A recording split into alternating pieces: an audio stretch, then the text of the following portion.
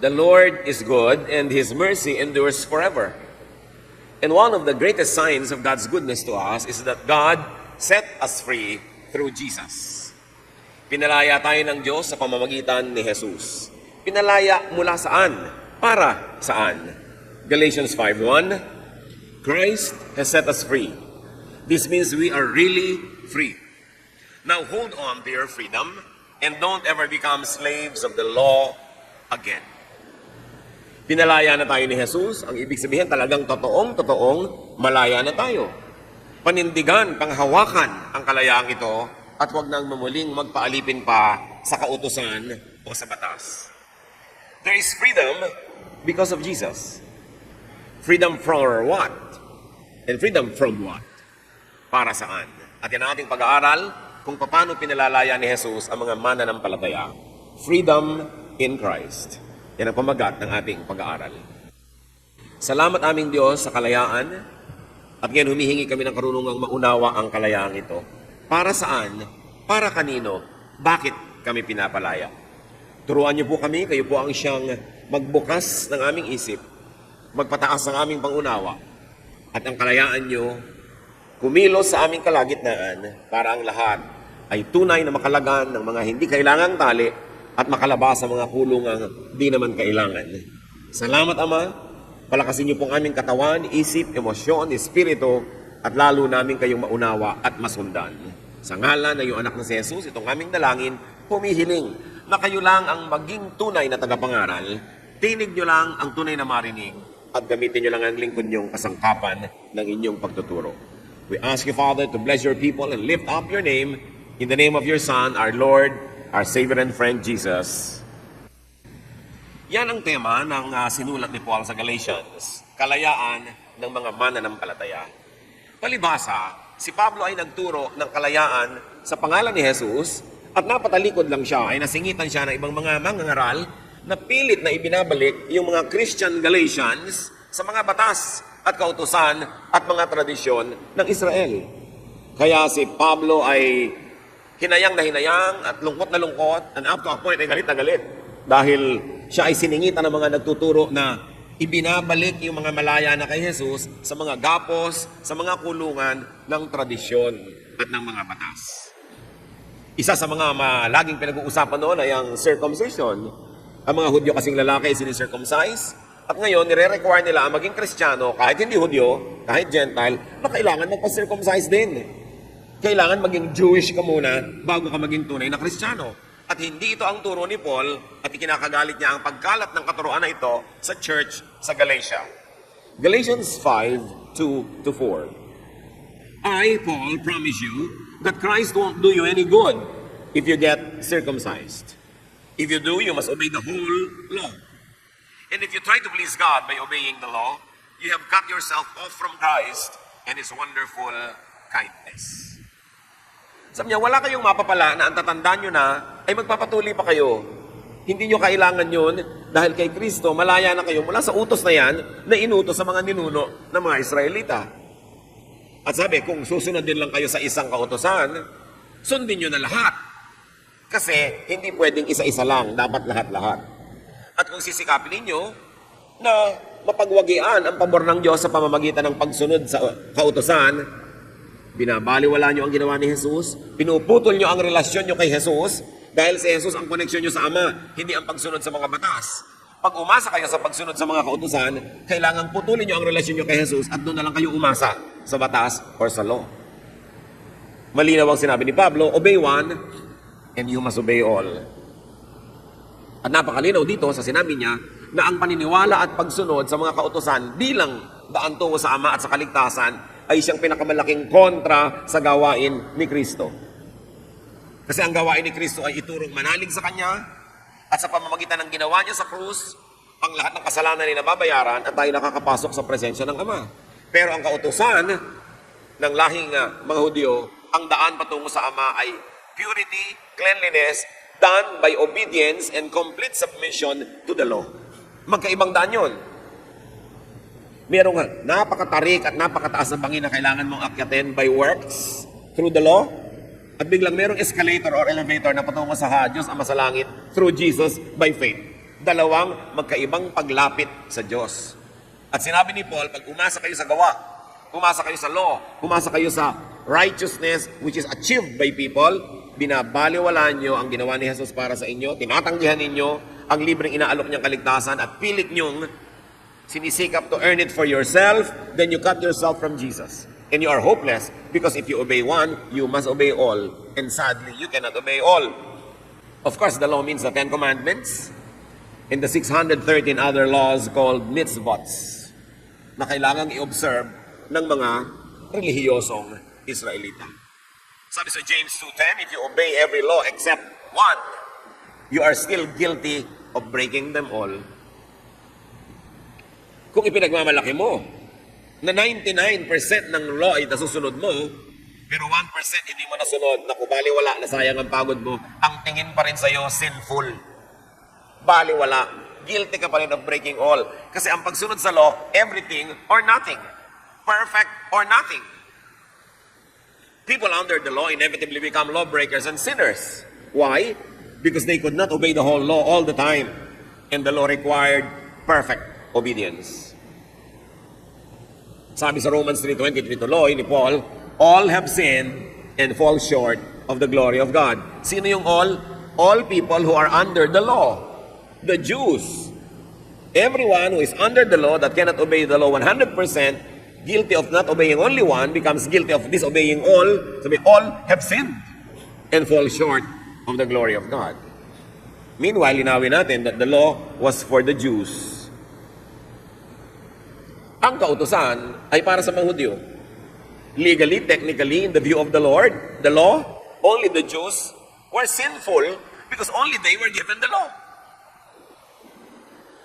Sa kanila lang ipinagbawal yung mga bawal, therefore, sila lang ang pwede ngayong magkasala pag hindi nila nasunod ang lahat ng bawal. Exodus 20, verses 1 and so on. And God spoke all these words.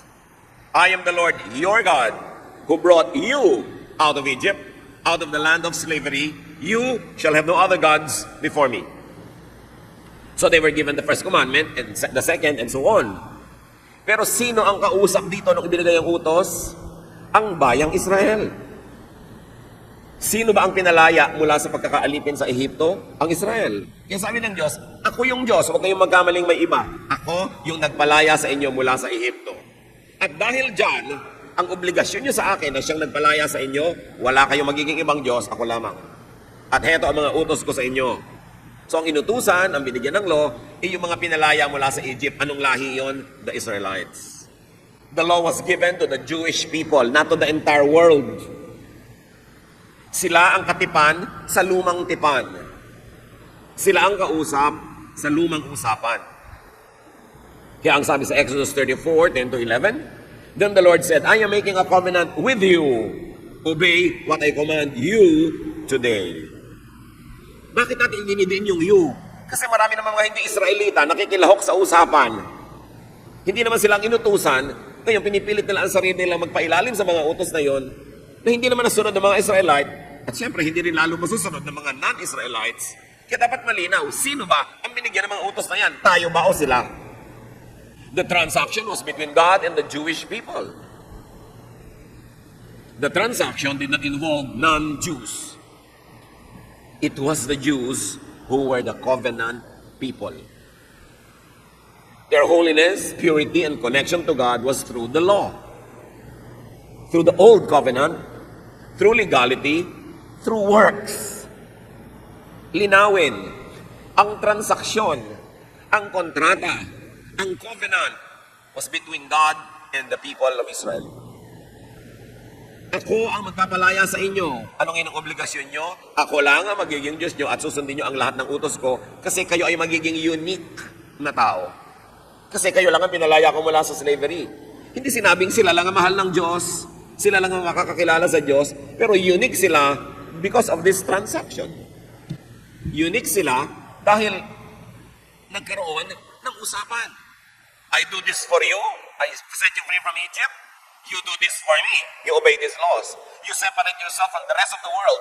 Not because you are the only ones who are the children of God, not because you are the only ones who will be favored by God, but because you were the only ones who were set free from slavery. Kaya special ang usapan, but unique to the relationship between God and the Israelites. Kaya ang sabi sa Leviticus 20 verse 7, dedicate yourselves to me and be holy because I am the Lord your God. Ako yung nagpalaya sa inyo, walang iba. May pananagutan kayo sa akin, dapat niyong sundin ang lahat ng ito. Meanwhile, the Jews were unable to make the law really work. They were unable to really obey the law. The Jews were unable to become holy because of the law. Sabi ng Diyos, kayong bayan na pinalaya ko mula sa Israel, kailangan maging banal kayo. At ang paraan sa kabanalan ay ito. Sundin nyo ang lahat ng batas na ito. Ganito kayo magugupit ng inyong patilya. Ito ang kakainin nyo, ito hindi nyo kakainin. Huwag kayong gagawa pag Sabbath. Ito hindi nyo pwedeng gawin. Ito pwede nyo gawin. Ganito, ganyan, ganyan, ganyan. Yon ang paraan para maging katanggap-tanggap sila sa Diyos. Pero sa kanila yon ibinigay. At dahil sa dami na idinagdag nila, ang ibinigay lang naman ng Diyos yung 10 utos eh. Dinagdagan ng kanilang mga pare, ng kanilang mga religious leaders, ng kanilang tradisyon ng 613 other laws called misvots, governing every detail of life. Naging part na yon ng usapan na susundan nila bilang isang bayan at wala namang makatupad. Kaya dahil sa batas na ibinigay sa kanila at sa karagdagang mga batas na ipinasa nila sa kanilang mga sarili, naging guilty tuloy silang lahat dahil di naman nila makaya. Romans 3:10, as it is written, no one is righteous, not even one. Meaning, no one is righteous when measured by the law. Not one will pass the test. Romans 3:20, for no human being will be justified in his sight by works of the law, since through the law comes knowledge of sin. Sabi niyo, hindi niyo na kaya. Therefore, walang makararating sa Ama sa pamamagitan ng paraan ng mga Jews, sa pamamagitan ng kanilang pagsunod sa mga batas na hindi naman nasusunod lahat. Walang makakarating sa Ama sa pamamagitan ng mabubuting gawa, ng hindi pagkain nito, ng pagsusuot ng ganon, sa ganitong tamang gupit ng buhok. Hindi yan ang daan patungo sa Diyos, you will fail. Kaya nung ang mga naging Kristiyanong Hudyo, dahil may mga Hudyo hindi naging Kristiyano, na natiling Hudyo, nire-require nila na ang mga Gentile or non-Jews na naging Kristiyano ay magpaka-Hudyo rin. Anong sabi ng kanilang leader? Acts 15:10, now then, why do you try to test God by putting on the necks of Gentiles a yoke that neither we nor our ancestors have been able to bear? Nagtatalo-talo yung mga Jewish Christian leaders. Dapat ba o hindi dapat napilitin pa ang mga hindi Jew na magpaka-Hudyo, sumunod sa kanilang mga utos at tradisyon, tulad ng magpa-circumcise, tulad ng huwag kumain ng ganito, tulad ng ganito dapat, ganun. Sabi ng leader, bakit nyo ginagalit ang Diyos? Sa pamamagitan ng pagpipilit na ipasan at ipulupot sa leeg ng mga Gentiles na hindi naman Hudyo, ang mga batas ng Hudyo, na pati tayong mga Hudyo ay hindi naman nakasunod. Why are we requiring them to obey laws that we ourselves nor our ancestors were able to obey? And then, kaya napakaganda ng ministry ni Jesus. Dahil pagod na ang mga Hudyo sa pagsunod sa mga batas, hirap na silang magpanggap na nakakasunod, at doon sa nakakaya nilang sundin ay sobra talaga silang napapagod. Anong bigla ang sabi ni Jesus sa Matthew 11:28-30? Come to me, not to the law, all of you who are weary and burdened by the law, and I'll give you rest. Take my yoke upon you, not the yoke of the law, and learn from me, not from your laws. For I am gentle and humble in heart, not like your Pharisees, and you will find rest for your souls. For my yoke is easy, and my burden is light. Itong kapahingahan na iniaalok ni Jesus, ay hindi yung akala ng maraming kapahingahan mula sa kasalanan ng sanlibutan, mula sa pag-inom, sa paglalasing. Although, naibibigay yun ni Jesus. Pero ang tinutukoy dito ay kapahingahan sa pagod na relihiyoso. Yung pagpapagod in a religious way. Yung pamamanata, yung pagtitika, yung pagtitiis, yung pag-aayuno, pagpipigil sa sarili, lahat ng pagsunod sa mga haba ng buhok, haba ng damit, doon pinagpapahinga ni Jesus yung mga una, yung mga Hudyo niyang kausap. Yan naman ang unang kausap eh. Later on, the message of Jesus was brought by Paul and the other apostles to the Gentiles. The same message, but the original recipients were the Jewish people.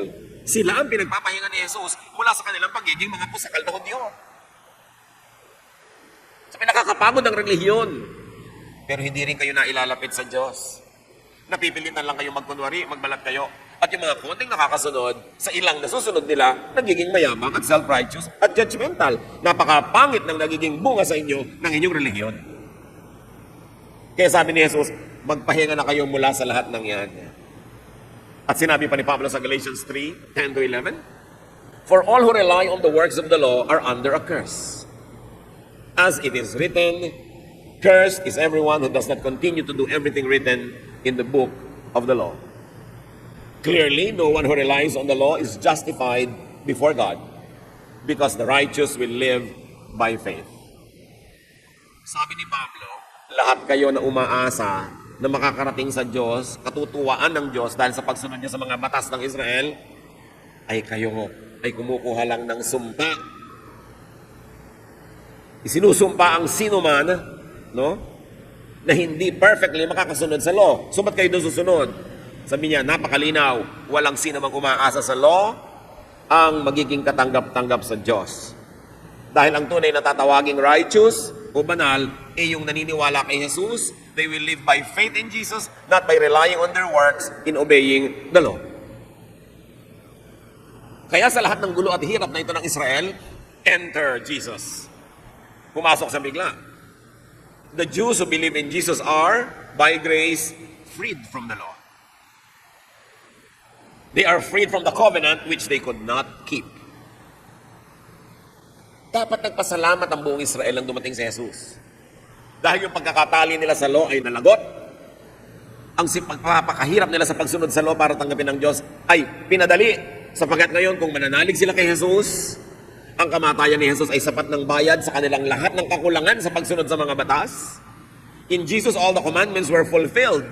Hindi dahil iginiit niya sa mga taong sundin yon, kundi siya na ang sumunod para sa lahat at namatay siya para bayaran ng pagkukulang ng lahat. Kaya ngayon, para ka nalang maligtas, hindi mo na aakyatin yung matarik na bangin ng works through the law, but sasakay ka sa elevator by faith in Jesus. Kaya sinabi, pag tinanggihan mo pa itong elevator na ito, at iginiit mong akyatin yung bundok na yan na mag-isa, para kang kumuha ng sumpa sa sarili mo. Kasi hindi mo magagawa. Wala namang nakagawa. Kaya nga ipinadala na si Jesus. Jesus fulfilled the law, paid the price, and satisfied the old covenant. Yung lahat ng utang ng mga Israelites sa Diyos Ama, binayaran ni Jesus. Kaya bayad. Kaya pwede sila ngayong makarating sa Ama sa pamamagitan ni Jesus. Sabi ng 1 Peter 2:24, He Himself bore our sins in His body on the tree or the cross, so that we might die to sins and live for righteousness. By His wounds, you have been healed. Sa bayad ni Jesus, malaya ka na. Hebrews 10:14, For by one sacrifice, He has made perfect forever those who are being made holy. Minsan lang na namatay si Jesus, isang bayad, sapat para sa kasalanan ng lahat noon, ngayon, at mga darating pang saling lahi.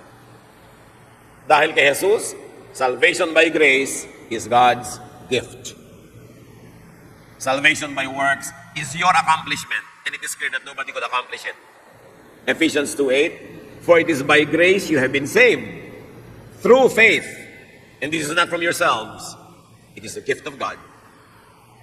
Kaya nakakapagtaka na sa kabila ng linaw ng mga turo na ito, may naggigiit pa na kahit Kristiyano ka na, pag nagkasala ka na naman, nakahinulang ka, balik ka na naman sa impyerno. By one sacrifice, He has perfected forever everyone who believes. Paano ka mapapahinga kung sa takot mo nagkasala ka bukas, impyerno ka na naman? Di totoo may pahinga. Kaya ka napapahinga kasi umaasa ka hindi sa sarili mong performance, kundi sa perfect sacrifice of Jesus. Siyempre, kung tunay ka pinaghaharian ng Espiritu ng Diyos, hindi mo naman gagamitin na lisensya na magpakasala-sala at magkamali-mali dahil secure ka na. Dahil ang Espiritu ng Diyos sa iyo ang mag-uudyok sa iyo lalo pang magpakabuti at magpakatino at magpakabait. Kaya sabi sa John 1:12, Yet to all who received Him, to those who believed in His name, He gave the right to become, church read, Children of God. Tandaan nyo yan, napakahalaga ng mga salitang yan. Dahil kay Jesus, yung kaligtasan na pinipilit makamit ng mga Hudyo sa pamamagitan ng pagsunod sa mga batas, ibinigay ng libre, hindi lang sa mga Hudyo, kundi pati sa mga hindi Hudyong mananalig din kay Jesus. Nabuksan ang malaking pinto para sa lahat. Hindi na sila lang ang kausap ngayon. Ang kaligtasan para sa mga Hudyong hindi kayang iligtas ang sarili nila sa batas, at kaligtasan para sa mga hindi Hudyong hindi naman under the batas kasi hindi sila kasali sa usapan, pero ganun pa man, may pananagutan sila sa Diyos sa ibang paraan. Lahat din ang kanilang mga pagkukulang, ano man ang requirement sa kanila ng Diyos para sila ay makabalik sa Diyos, apart from yung mga ni-require sa Israel, lahat din yun, bayad ni Jesus. Yet to all who received Him, to those who believed in His name, hindi sinabing to those who worked hard to obey the law, He gave the right to become, church. Bakit ko pinapa-emphasize sa yung children of God? Because when Jesus rose from the dead, a new species, so-called, of humans was created. A new race, a new human race was created. And this is the family of God. Dapat laliman ng pag-unawa dyan. At babalikan natin yan. Pero ang mahalaga, grace was given to the Jews and to everyone else, to all. Kaya yung jailer, yung bantay ng kulungan na hindi naman Jew, tinanong niya, "Sirs, what must I do to be saved?" At ang sagot sa kanya, "Believe in the Lord Jesus and you will be saved." So hindi na lang para sa mga Hudyo yun. Si Cornelius, isang Roman officer, pinuntahan ni Pedro sa utos ng Diyos. At sabi ni Pedro, ngayon ko lang na-realize na walang itinatangi ang Diyos. Jew or Gentile, mahal niya. At pinapunta niya ako kay Cornelius, isang Roman and therefore a non-Jewish person, para ito rin ay maligtas kay Jesus. Si Philip, the foremost evangelist after whom our country was named, si Philip, was used by God to preach to the Ethiopian eunuch. Una, hindi yun Jewish, Ethiopian nga, at eunuch pa considered unclean by the law of Israel. Pero siya din, welcome kay Jesus. The Syrophoenician woman who pleaded for her daughter, una, sinubukan siya ni Jesus, sabi, ako ay para lang sa mga Hudyo. Sabi, kahit naman po mga aso ay kumakain ng mga tira-tirang nalalaglag sa mesa mula ng mga amo, kaya bigyan niyo ko kahit tira. At sabi ni Lord, kita niyo, walang ganyang pananalig kahit sa mga Israelita. Ha? At ang pamilyang ito pinagpala ni Jesus. The man possessed by legions, who lived in an area where there was a big piggery business, therefore hindi sila mga Hudyo, pinuntahan ni Jesus, pinalaya rin, minahal, iniligtas. Dahil kay Jesus, ang kaligtasan ay napunta sa lahat. Yung makitid na usapan ng Diyos at Israelites lamang, pinalapad, isinama ang lahat. At ngayon, hindi isinama under the law, kundi isinama under grace by faith in Jesus. Napakahalaga ng ministry ni Jesus. At bakit niya pwede kayang gawin yun? Kasi anak siya ng Diyos. Gustuhin ko bang mamatay para sa inyong lahat? I'm sure hindi ko kayo kayang iligtas. Baka sarili ko lang, kulang pa yung sacrifice ko sa sarili ko. Kayo pa ang mailigtas ko. Gusto niyo mamatay para sa amin, hindi kayo pwede maging Savior kasi tao lang tayo na maraming kulang. Pero si Jesus, na anak ng Diyos, ang halaga ng kanyang buhay ay mas mahalaga sa buhay ng lahat naong nabuhay at namatay, nabubuhay ngayon, ipasisilang pa lang, kaya niya sagutin ang lahat. Kaya siya lang, by one single sacrifice, salvation becomes available to all. Salamat, not by works. Because the works never worked for the people of Israel. Salamat, it is by grace. To those who believed Him, who called upon His name, He gave the right to become children of God. No longer children of Satan. Children of God. Are you one of us? Anak ba kayo ng Diyos? Hindi dahil banal tayo, ha? Yes, palakpakan niyo ang Diyos dyan. Naging anak tayo ng Diyos, hindi dahil tayo banal. Pero dahil anak na tayo ng Diyos, banal na tayo sa tingin ng langit. Kahit sa pang-araw-araw, nagkukulang-kulang tayo. Kaya nga may 1 John 1:9, we can confess and get restored. Kaya dahil doon, we can rest. Pero pag nananalig kayo, natatanggal ang salvation, pag nagkasala ka na naman, how can you rest? Nakakapagod yun, nakakastress yun. But the mere fact that Jesus said you can rest means you can rest. Jews who believed in Jesus were set free from the law. Kaya ang sabi ni Paul sa Galatians 5:1, it is for freedom that Christ has set us free. Not for bondage again. Pinalaya kayo para kayo maging malaya. But ngayon kayo, naghahanap na naman ng tali. Ba't naghahanap na naman kayo ng kulungan? Para sa inyo at para sa kapwa nyo. Through Jesus, the Jews could bypass the law. Kaya galit sa kanya ang mga Jewish religious leaders, kaya siya ipinapatay, kasi sa kanila, blasphemy yun. Kalapastangan ng malaki na pwedeng hindi ka na sumunod sa batas. Kaya kinailangang ipapatay nila si Jesus. John 8:36, so if the Son sets you free, you will be free indeed. Previously, the Jewish people's way and door and entry to God was through the law, through works. But this never worked. Hindi tumalab, hindi effective, walang makasunod, lalo't dinagdagan pa nila ng marami. So they were given a new and a perfect way, a door, an entry to God, through Jesus, by faith, by grace. Kung meron kayong kaisa-isang katuruan na dapat maunawa mula ulo hanggang paa, pabalik-balik na rin man kayo, ay hindi kayo malilito, that we are saved not by works, not by the law, but by faith in the perfect work of Jesus. And this is not your accomplishment, it is the goodness of God. Yan ang dapat maintindihan. Yan lang ang katuruan na dapat talaga ipaglaban. Yung mga iba, huwag na kayo makipagyera sa mga katuruan, tungkol sa mga damit, mga diet, kung ano-ano. Binaliwala na yon ng grasya ng Diyos through Jesus. Bagamat kung gusto ng ibang sundin, hindi bahala sila. Pero huwag nilang i-impose sa iba. Kasi hindi yun ini-impose sa atin ng Diyos. Kung choice mo, bahala ka, it's your choice. Pero hindi dapat igiit sa iba at hindi dapat husgahan ng iba na ayaw. John 14:6, kaya naman nasabi ni Lord ng ubod ng linaw, I, not the law, am the way, and the truth, and the life. No one comes to the Father except through me. Again, akala ng iba, yung ibang way na pinag-uusapan dito ay yung I, not alak, not drugs, not adultery, not sin. Hindi yun ang way. No. Ang tinutukoy dito, not the law. Sabi niya, ako ang daan, hindi ang mga batas na yan. Ako ang katotohanan at ako ang buhay. Walang makakarating sa Diyos sa pagsunod sa mga batas na yan, kung hindi sa pananalig lang sa akin. Kaya napakahalagang mensahe ito na ituro eh. Kung malinaw sa atin ito mga kapatid, hindi tayo mapapakali na hindi natin tinuturo sa ating buong pamilya, mga kamag-anak, mga kaibigan. Kasi walang ibang daan. Kundi ang pananalig kay Jesus. Tapos ang dami nating nakikita mga tao, hirap na hirap sa buhay. Namamanata, nag-aayuno, nagsusugat sa sarili, nagpapahirap, kung ano-ano pinupuntahan ng mga masisikip, siksikan, sa paghahanap ng daan patungo sa Diyos, libre na nga kung mananalig ka na lang kay Jesus. Dapat nilang malaman. Hindi dapat silang laitin o pagtawanan o baliwalain. Dapat turuan. Sayang ang elevator at escalator sa dami ng pinipilit umakyat sa matarik na bangin, tapos naglalaglagan lang at hindi makarating sa taas. Hirap na hirap.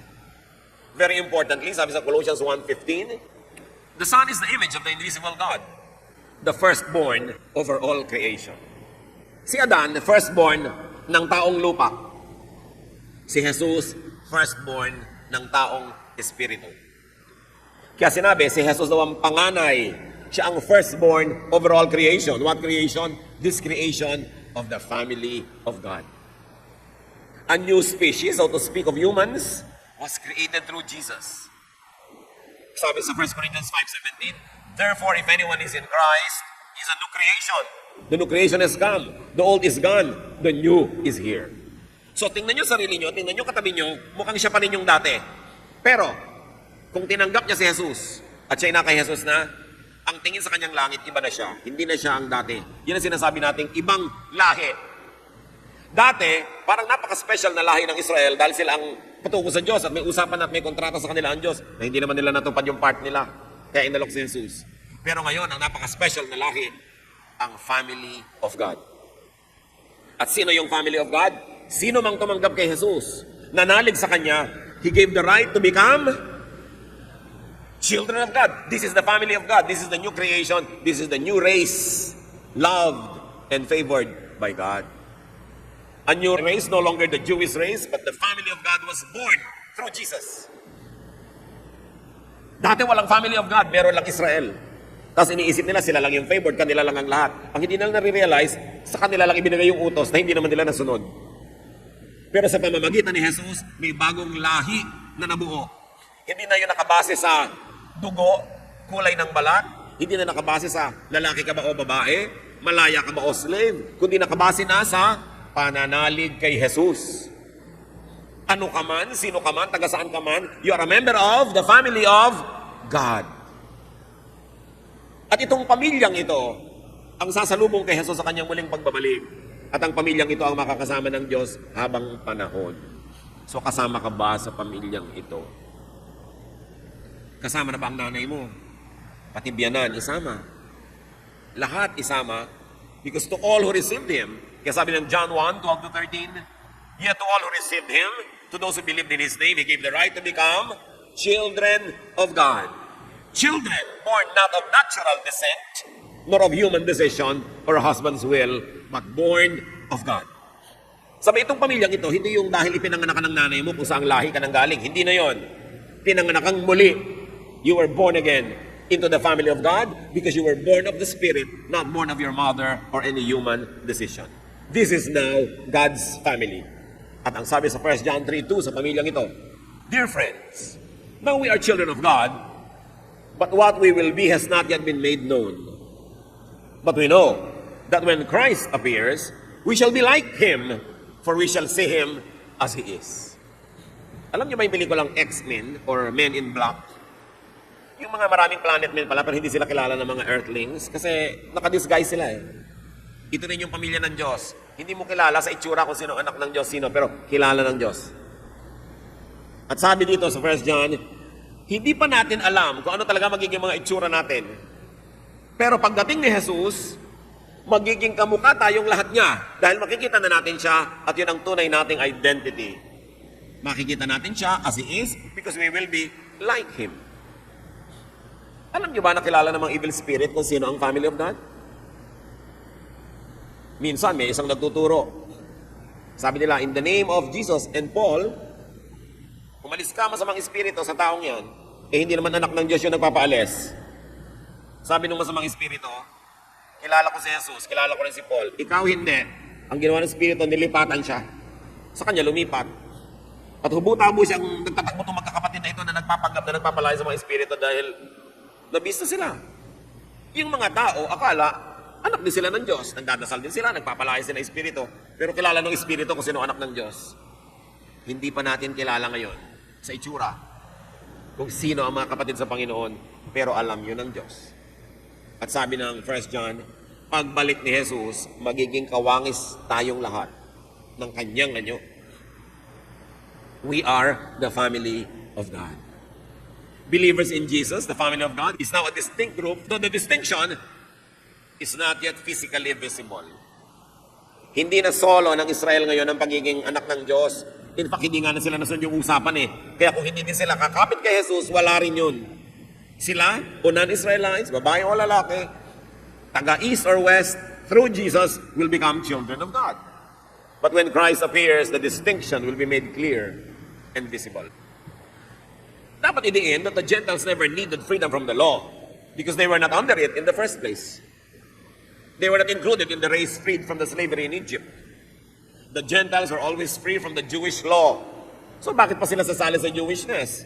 Useless na. Yan ang argumento ni Paul. Sabi ni Paul, kayo mga dating Jew na naging Christian, ba't babalik ba kayo sa pagiging Jew? At kayo naman na hindi naging Jew kahit kailan, Gentile kayo na naging Christian na, lalo namang wala kayong kadahilan para bumalik pa sa pagiging Jew for which you were never a part of. At sabi niya sa Romans 3:21-22, but now, apart from the law of righteousness of God has been made known, to which the law and the prophets testify. This righteousness is given through faith in Jesus Christ to all who believe. Kaya galit din ang mga Jews kay Paul eh, tulad ng galit sila kay Jesus. Sabi kasi ni Pablo, may ibinigay na ang langit na daan patungo sa Diyos at hindi ito yung daan sa pamamagitan ng Jewish law. Ito yung daan sa pamamagitan ng pananalig kay Jesus. Kaya kahit saan nagpunta si Paul, binubugbog siya. Tinutulak sa bangin. Ikinukulong. Sinasaktan ng mga Hudyo. Kasi ganun din ang ginawa nila kay Jesus. Ayaw nila na yung mga pari nila, yung mga katuruan nila ay mawala sa pagkokontrol sa mga tao. Gentiles only needed Jesus, not the law, to connect to God. Tapos ngayon, meron pang mga Kristiyano na ginagaya nila yung mga Hudyo na naman. Pati suot ng mga Hudyo, terminologies ng mga Hudyo, fiesta ng mga Hudyo, ginagaya nila samantalang para hindi naman isinulat yung Galatians. Andot kay linaw-linaw. Sabi sa Galatians 3:26-29, so in Christ Jesus, you are all children of God through faith. For all of you who were baptized into Christ have clothed yourself with Christ. There is neither Jew nor Gentile, neither slave nor free, nor is there male and female, if you are all one in Christ Jesus. If you belong to Christ, then you are Abraham's seed and heirs according to the promise. Ang lahat ng ipinangako kay Abraham, hindi pwedeng tanggapin ng mga Israelites kasi hindi sila naging masunurin. Ngayon ay ibibigay na sa mga hindi Israelites na mananalig kay Jesus. Yung nakalaang mga pamana, na sana ay sa mga apo ni Abraham, ang ituturing na ngayong mga apo ni Abraham ay hindi na mga Hudyo lamang, kundi mga Hudyong naniwala kay Jesus at mga Gentiles na naniwala kay Jesus. There is no need for Gentiles to convert to Judaism. There is absolutely no need for Gentiles to imitate the Jews, to become children of God. Like the Jews who were set free by Jesus from the law and given only the law of love, Gentiles would also be governed by one law, the law of Jesus, which is the law of love. John 13:34-35, ang linaw ng sabi ni Jesus, a new command. What kind of command? New. A new command. Ano ibig sabihin ng new? May bago na. Wala na yung luma. A new command I give you. Love one another as I have loved you. So you must love one another. By this, everyone will know that you are my disciples if you love one another. Dati, everyone will know that you are the people of Israel by what you eat, by what you don't eat, by what you do on the Sabbath, by the clothes you wear, etc., etc. Sabi, doon nakikilala ang mga lumalapit sa Diyos. Sabi ni Jesus, hindi na ganon. Ngayon, makikilala na ang mga tunay kong tagasunod kung sila'y maibigin sa pag-ibig nila sa kapwa at sa isa't isa. Makikilalang tama kang mananampalataya hindi dahil sa version ng Bible na binabasa mo. Hindi dahil sa iyong fashion or what you wear. Hindi dahil sa iyong diet. Makikilala ka dahil sa iyong pagmamahal sa iyong kapwa-tao. At sabi ni Jesus, kung merong dapat na identity ang mga mananampalataya, ito ang identity na mahalaga, that you love like I love. So the Jews who had become Christians would be foolish to submit themselves again to the law from which the original recipients had already been set free. Kaya ang sabi ni Paul sa kanila sa Galatians 3:1, you foolish Galatians, who has bewitched you? Sabi, kayo na mga Galatians, nagpapakahangal kayo, sino ang nangkulam sa inyo? At matapos ko kayong turuan ng salvation by faith, ngayon may nagturo, sumingit habang nakatalikod ako, that you should be Jewish, that you should be saved by works, at nanalig naman kayo? Malaya na kayo, babalik kayo sa tali. Sabi niya, you are foolish, you Galatians. Who has bewitched you? Galatians 5:1 and 4. It is for freedom that Christ has set us free. Stand firm then, and do not let yourself be burdened again by a yoke of slavery. You who are trying to be justified by the law have been alienated from Christ. You have fallen away from grace. May mga nagtatanong lagi, ano po ba yung mga kasalanan na walang kapatawaran? Ano ba yung mga paano how to fall from grace? Eto, sinabi ni Paul ang isang paraan. Pag binaliwala mo ang kaligtasang libre sa pamamagitan ng pananalig kay Jesus, at iginiit mo na naman ang pagsunod sa mga kautusan ng Israel, you fall from grace. Nawawala yung pabor sa iyo ng Diyos. Sige, maghirap ka, magdusa ka, earn your salvation, doon na lang mapapala mo, and you can never earn it. The Christian is free to do anything that Jesus does not prohibit. Bakit natin ito itinatanong? Kunwari kasi ang maraming Christian, free in Jesus. Saved by faith, not by works. But in actual practice, in many churches, sa oras na tanggapin mo si Jesus, ligtas ka na, ibabalik nila sa iyo ang lahat ng laws at dadagdagan pa ng iba. Kaya eto ka na naman, katulad ka na naman ng dating Israelite, nakatali, nakakulong sa isang katerbang laws. Dumadami pa tulad ng bawal magkulay ng buhok. Parang wala naman yata yan sa sinabi sa mga verses. Bawal maghikaw ang lalaki. Bawal maghikaw sa pusod. Huwag mag-anak sa minyag. Huwag pumunta sa namatay mong lola na merong misa dahil hindi ka member ng church na yon. Ang daming batas. Kahit nangingisay na mga kamag-anak ko sa probinsya, huwag kang a-absent sa Sunday school. Really? Siyempre, hindi ka dapat absent talaga sa mga trabaho ng church, lalo kung ikaw yung servant. Pero may mga excusable event naman. Dahil tayo na may malaya, hindi nga tayo tali. Nagpapakabuti ka, nagiging faithful ka dahil you choose to do so, not because you are compelled. Dahil malaya tayo kay Jesus. Ang natira na lang ng isang utos ay ano? Ano? Love. Ano yun? The Christian is free to do anything that does not contradict Jesus' only law. Love. So bago mo itanong sa sarili mo, bawal po ba ito, bawal po ba yun? Itanong mo, pag ginawa mo yan, magiging unloving ka sa iba. Pag unloving, hindi, bawal. Eh di free na po pala tayo sa law, pwede ko na agawin yung asawa ng kapitbahay ko. Teka, loving ba sa kapitbahay mo na agawin mo yung asawa niya? Hindi po. They against the law of Jesus yan. In that case, the old law still holds. Because it must apply in love. Eh wala na po palang batas, di pwede na ako magnakaw. Loving bang magnakaw? Hindi po. Eh di, hindi ka pa dapat magnakaw kasi kasali yan sa love. Pero yung, pwede ko po bang kulayan ng violet ang buhok ko? Teka, magiging unloving ka ba sa amin kung violet yung buhok mo? Hindi po. Eh yung pala, di kulayan mo. Kaya lang, huwag naman yung mukha kang bumangon mula sa hukay. So, pwede ko po bang isuot ito? Yung nakabulwak na po ang aking dibdib? Dahil hindi, wala na palang law. Loving ba na lalaki matuliro dahil nakita yung bumubulwak-bulwak ng dibdib. Hindi na sila makapag-concentrate sa pagdarasal. Hindi po. Eh, yung pala, so takpan mo. Ibig sabihin, lagi mo itatanong, is it loving? Hindi, bawal ba? Bawal ba? Dahil isa na lang ang inibinigay na utos ay love. Ang totoo, ang daming utos yun, ha? Pero hindi mahirap sundin. Hindi mabigat, magaan, at masayang sundin. Mga Kristiyano, magpaka-Kristiyano tayo. Huwag tayong sumunod sa mga Pharisees. Huwag kayong magsiksik sa mga verses ng mga Old Testament na tinuturoan kayong mambato ng may kasalanan.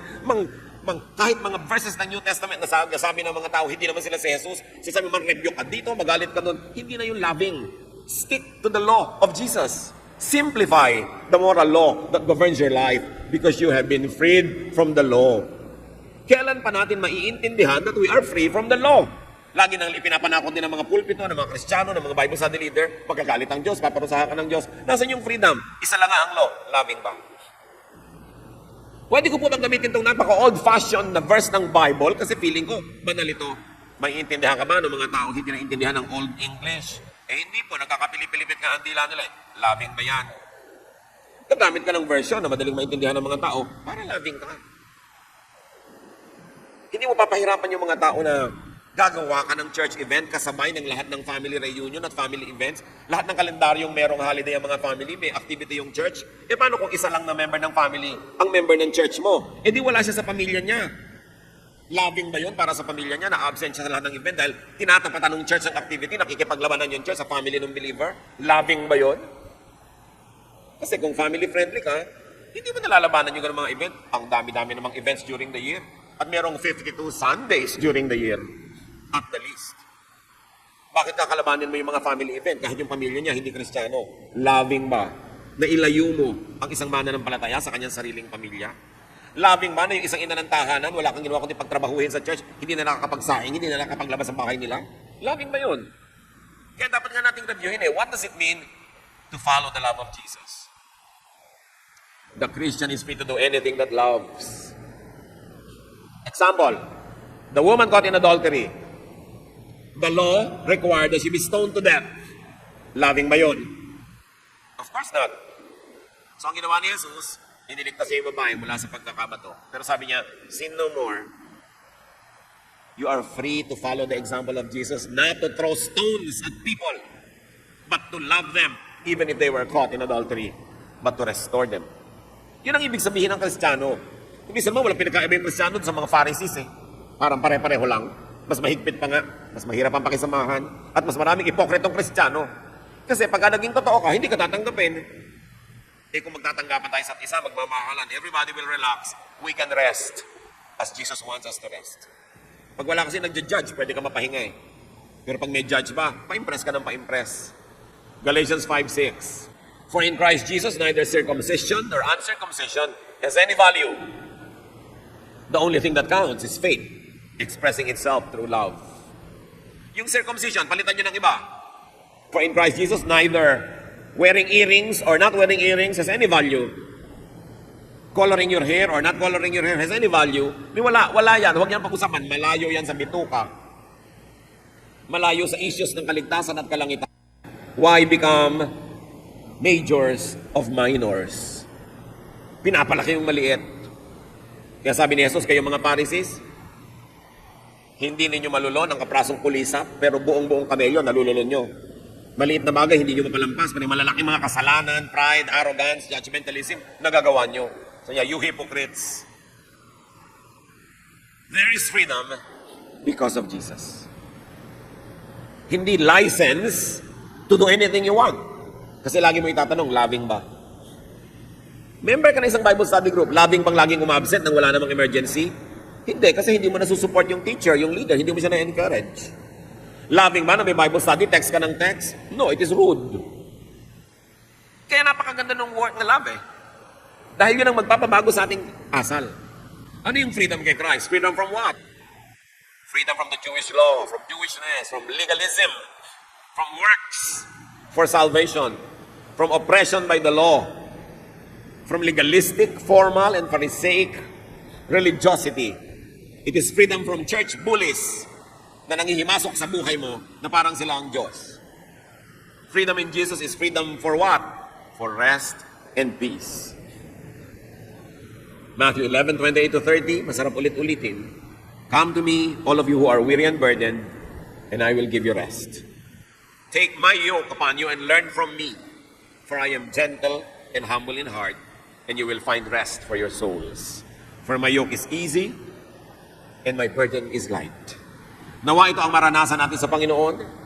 Ito ang iparanas natin sa ating kapwa, na sila may mapahinga, magaan ang dala, at lahat tayo nagmamahalan, at tiyakin ninyo that you are a member of the family of God. Because it is the family that will stand forever. It is not yet physically visible who the members are, but heaven knows and even evil spirits know. And when Jesus comes, we will all know as well. Believe in Jesus. Call upon Him. Receive His love. And love yourself and love others. This is rest. This is high spirituality. Salamat, Panginoon. Salamat po sa kapahingahan. Salamat na hindi namin kailangang pahirapan ang sarili namin na abutin ang hindi naman kayang abutin talaga. Kundi pinababa nyo, ginawa nyong libre para maabot, bagamat hindi mo murahin. Salvation is free but not cheap. Because your Son Jesus paid for it. Turuan nyo kami, Lord, na hindi abusuhin ang kapahingahan na ito, ang kalayaang ito, kundi dahil sa paggalang namin sa inyo at kay Jesus, lalo kaming maging mapagbantay sa sarili, maibigin, mapagmahal, at kami mapahinga. Magbulay-bulayan natin mga kapatid, kung ano talaga ang kahulugan nito sa ating personal na buhay, that you are free, that you can set people free, that we are free to love and to receive love, and that the people of God will be known by their love. Dear Lord, as your people are silent before you, give us wisdom to make very personal applications in our own personal lives.